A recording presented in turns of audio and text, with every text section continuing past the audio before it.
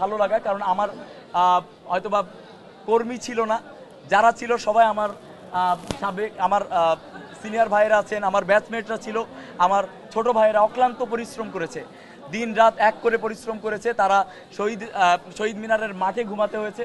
তো সেই জায়গা থেকে আল্লাহ এই তাদেরই অক্লান্ত পরিশ্রমের ফসল দিয়েছে, এবং আমি এই বিজয়টা উৎসর্গ করতে চাই আমাদের সেই আধিপত্য বিরোধী যেই লড়াই থেকে আমার যাত্রা শুরু, সেই ফিলিস্তিনের আমাদের সেই নির্যাতিত মুসলিম ভাই বোনদের প্রতি উৎসর্গ করতে চাই। আমি এই বিজয়টা উৎসর্গ করতে চাই আমার নির্যাতিত বাবার প্রতি, যেই বাবা আমাকে এই পর্যায়ে এই আন্দোলন সংগ্রামের কারণে যেই বাবা নির্যাতিত হয়ে আজকে কারাগারে কারাবরণ করতে হয়েছে, যেই বাবা আজকে মানসিকভাবে এবং শারীরিকভাবে অসুস্থ আছেন, এখানে আসতে পারেন নাই।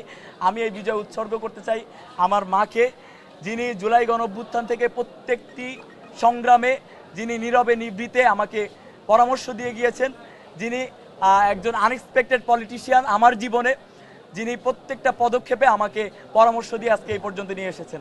প্রথমত, শিক্ষার্থীরা যাদেরকে নির্বাচিত করবে তাদের সাথে কাজ করতে আমাদের বিন্দু পরিমাণ সমস্যা নাই, কারণ এখানে ভোট ব্যালট বক্স চুরি হয়েছে বা ভোট আগের রাতে হয়েছে এমন কোনো ধরনের কোনো অপ্রীতিকর অভিযোগও আসে নাই।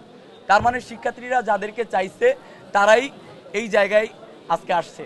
এবং আমাদের এখানে ছাত্রদল মনোনীত প্যানেল থেকে আমাদের নার্গিস আপু আছেন, যিনি নারী ফুটবল দলের আমাদের অগ্নিকন্যা। রাজশাহী বিশ্ববিদ্যালয়ের শিক্ষার্থীরা হয়তোবা তাকে এখন বলতে হয়, কষ্ট নিয়ে বলতে হয় যে রাজশাহী বিশ্ববিদ্যালয়ের শিক্ষার্থীরা হয়তো এখন নির্বাচনে অংশগ্রহণ বা নির্বাচনে করার মাধ্যমে মূল্যায়ন করতে পেরেছে। তো আমরা সবাই একসাথেই কাজ করতে চাই, আমাদের ভিতরে কোনো ধরনের সংশয় নাই।